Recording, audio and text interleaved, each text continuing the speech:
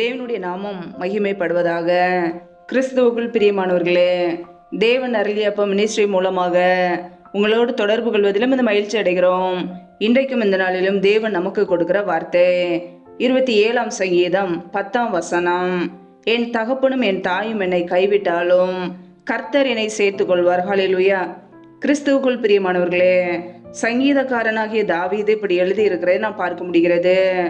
என் தகப்பனும் என் தாயும் என்னை கைவிட்டாலும் கர்த்தர் என்னை சேர்த்துக் கொள்வார் என்று.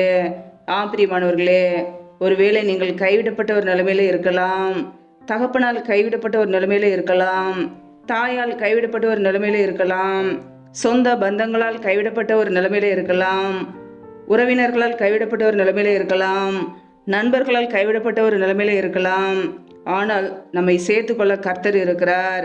கர்த்தர் என்னை சேர்த்துக் கொள்வார் என்று விசுவாசத்தோடு சங்கீதக்காரன் அங்கே எழுதியிருக்கிறார். மனிதர்கள் நம்மை கைவிடலாம், வெறுத்து ஒதுக்கலாம், ஆனால் கர்த்தராய் இயேசு கிறிஸ்து நம்மை சேர்த்துக்கொள்ள அவர் ஆயத்தமாய் இருக்கிறார். பிரியமானவர்களே, ஒருவேளை இன்றைக்கு நீங்கள் கைவிடப்பட்ட ஒரு நிலைமையிலே யாருமே இல்லாமல் ஒரு அனாதையை போல திக்கற்றவர்களாய் வாழ்ந்து கொண்டு இருக்கலாம். உங்களுக்கு கர்த்தராய் இயேசு கிறிஸ்து இருக்கிறார். அவர் உங்களை நடத்துவார், மரண பரியந்த உங்களை நடத்துவார், உங்களை போஷிப்பார், உங்களை உடுத்து வைப்பார். ஹல்லேலூயா. வேதத்தில் நாம் வாசிக்கிறோம், யோவான் எழுதிய சுவிசேஷ பகுதி 14ஆம் அதிகாரம் 3ஆம் வசனத்திலே, நான் போய் உங்களுக்காக ஸ்தலத்தை ஆயத்தம் பண்ணின பின்பு நான் இருக்கிற இடத்திலே நீங்களும் இருக்கும்படி நான் மறுபடியும் வந்து உங்களை என்னிடத்தில் சேர்த்து கொள்வேன் என்று கர்த்தராய் இயேசு கிறிஸ்து கூறியிருக்கிறார். பிரியமானவர்களே, என் பிதாவின் வீட்டில் அநேக வாசஸ்தலங்கள் உண்டு என்கிறார். நம்முடைய வாழ்க்கையிலே நமக்காக ஒரு ஸ்தலத்தை ஆயத்தம் பண்ண இயேசு கிறிஸ்து போயிருக்கிறார். அவர் மறுபடியும் வந்து நம்மை கூட்டிக் கொண்டு செல்வார், அவரோடு சேர்த்து கொள்வார், பரலோக ராஜ்யத்தில் நம்மை சேர்த்து கொள்வார். அதற்கு தகுதியுள்ளவர்களாய், அவருடைய பிள்ளைகளாய், அவருடைய வார்த்தைக்கு கீழ்ப்படியும் போது அவரோடு கூட நாம் வாழ முடியும். ஹல்லேலூயா. இந்த உலகம் மாயே, மனிதர்கள் மாயே, நித்திய காலமாய் நம் இயேசு கிறிஸ்துவோடு வாழ முடியும். அப்படிப்பட்ட ஒரு இடத்தை நமக்காக ஆயத்தம் பண்ண அவர் போயிருக்கிறார். பிரியமானவர்களே, நம்முடைய வாழ்க்கையிலே சோர்ந்து போகாமல் விசுவாசத்தோடு நம்பிக்கையோடு நாம் வாழ வேண்டும். ஒவ்வொரு நாளும் கர்த்தர் நம்முடைய தேவைகளை சந்திக்கிறவர், நம்மை பாதுகாக்கிறவர், நம்மை நடத்துகிறவர். நிறைய வயது மட்டும் நம்மை நடத்துவார், தாங்குவார், தப்புவிப்பார். ஹல்லேலூயா. சோர்ந்து போகாமல் கர்த்தரை நம்பி வாழும்போது கர்த்தர் நம்மை நடத்துவார். விசுவாசத்திலே உறுதியோடு இருக்க வேண்டும். ஹல்லேலூயா. வேத வசனம் இப்படியாக கூறுகிறது, இமைப்பொழுது உன்னை கைவிட்டேன், ஆனாலும் உருக்கமான இரக்கங்களால் உன்னை சேர்த்து கொள்வேன் என்று. நம்முடைய கர்த்தர் இரக்கமுள்ளவர், மிகுந்த கிருபை உள்ளவர், நம் மீது அன்புள்ளவர். இமைப்பொழுது உன்னை கைவிட்டேன். எப்பொழுது நம்முடைய வாழ்க்கையிலே தேவனுக்கு விரோதமான பாவங்களை செய்தோமோ அப்பொழுது நாம் கைவிடப்பட்ட ஒரு நிலைமையிலே இருந்திருப்போம். கர்த்தர் நம்மை மறுபடியும் அணைத்துக் கொள்கிறார். எப்பொழுதும் தேவனுடைய வார்த்தைக்கு மீறி நடக்கிறோமோ, பாவம் செய்கிறோமோ, நமக்கும் தேவனுக்கும் இடையே ஒரு பிரிவினை வருகிறது. அவர் மறுபடியும் நம்மை மன்னிக்கிறார். மனம் திரும்பும் போது, நம்முடைய பாவங்களை அறிக்கையிட்டு விட்டுவிடும் போது அவருடைய இரக்கத்தினால் நம்மை நிரப்புகிறார். ஹல்லேலூயா. இமைப்பொழுது உன்னை கைவிட்டேன், ஆனாலும் உருக்கமான இரக்கங்களால் உன்னை சேர்த்து கொள்வேன் என்கிறார். பிரியமானவர்களே, நம்முடைய தேவன் இரக்கமுள்ளவர். அவருடைய இரக்கத்திற்கு முடிவே இல்லை.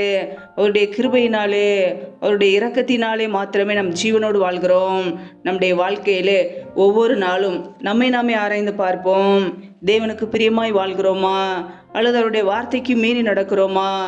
தேவ கோபம் வெளிப்படும்படியே நம்முடைய வாழ்க்கையிலே தேவையில்லாத காரியங்கள் இருக்கிறதா என்பதை ஆராய்ந்து பார்த்து சீர்படுத்தி கொள்ள வேண்டும். ஹல்லேலூயா. அவர் நம்மை மரண பரியந்தம் நடத்துகிறவர், பரிசுத்தத்துக்கு பங்குள்ளவர்களாய் நம்மை மாற்றுகிறவர். ஒவ்வொரு நாளும் நம்முடைய வாழ்க்கையிலே பரிசுத்தம் உள்ளவர்களாய் வாழ அர்ப்பணிக்கும் போது அவர் நம்மை நடத்துகிறவராய் இருக்கிறார். ஹல்லேலூயா. ஒருவேளை இன்றைக்கு நீங்கள் கைவிடப்பட்ட ஒரு நிலைமையிலே கண்ணீரோடு வாழ்ந்து கொண்டிருக்கலாம். கர்த்தராய் இயேசு கிறிஸ்துவை பற்றி பிடித்துக் கொள்ளுங்கள். அவரையே நீங்கள் நம்பும்போது, அவரையே நம்பிக்கையாக கொண்டு வாழும்போது நித்திய ஜீவனுக்கு அவர் உங்களை அழைத்து செல்வார். ஹல்லேலூயா. கர்த்தர் தாமே உங்களை ஆசீர்வதிப்பாராக. ஆமேன். நம்மை நாமே அவருடைய சமூகத்திலே தாழ்த்தி அர்ப்பணித்து ஜெபிப்போம். ஜெபம். எங்களை அதிகமாய் நேசிக்கிற எங்கள் அன்பின் பரலோக தகப்பனே, மெய் துதிக்கிறோம், ஸ்தோத்திரிக்கிறோம் அப்பா. இந்த இரவு வேளைக்காக மெய் துதிக்கிறோம், ஸ்தோத்திரிக்கிறோம். ஒவ்வொரு நாளும் கனிமணி போல எங்களை பாதுகாத்து கிருபையோடு, ஜீவனோடு, சுகத்தோடு, பலத்தோடு, ஆரோக்கியத்தோடு எங்களை வைத்திருக்கிறீர்கள். நன்றியப்பா.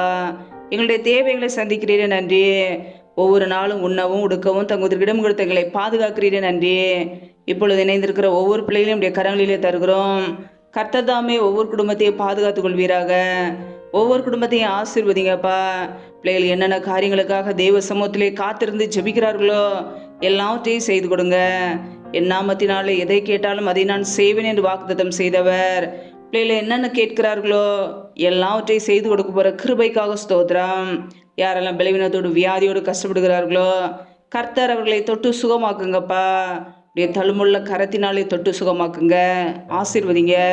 யாரெல்லாம் கடன் பிரச்சனையிலே உபத்திரவத்திலே கண்ணீரோடு வாழ்கிறார்களோ நிம்மதி இல்லாமல் கஷ்டப்படுகிறார்களோ கர்த்தர் அந்த குடும்பங்களை ஆசீர்வதிங்க. பிள்ளைகள் வாழ்க்கையில் கடன் பிரச்சனையை நீக்கி ஆசீர்வதிங்க. தரித்திர நிலைமைகள் வறுமைகள் எல்லாம் இயேசு கிறிஸ்துவின் நாமத்தினால நீங்கி போகட்டும். யாரெல்லாம் திருமணமாகி நீண்ட நாட்களாக குழந்தை இல்லாமல் குழந்தைக்காக கண்ணீரோடு பாரத்தோடு ஜெபிக்கிறார்களோ கர்த்தர் அந்த குடும்பங்களை ஆசீர்வதிங்கப்பா.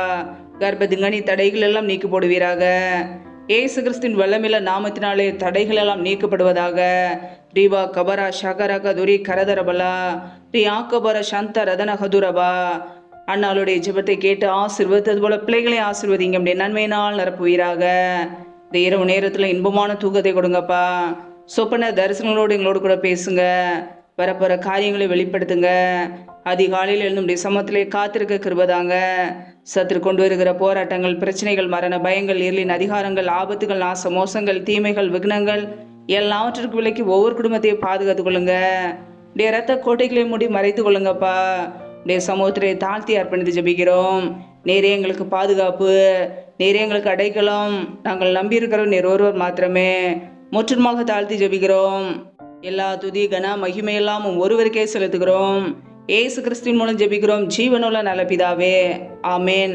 கர்த்தர் தாமே உங்களையும் உங்கள் குடும்பங்களையும் ஆசீர்வதிப்பாராக. ஆமேன்.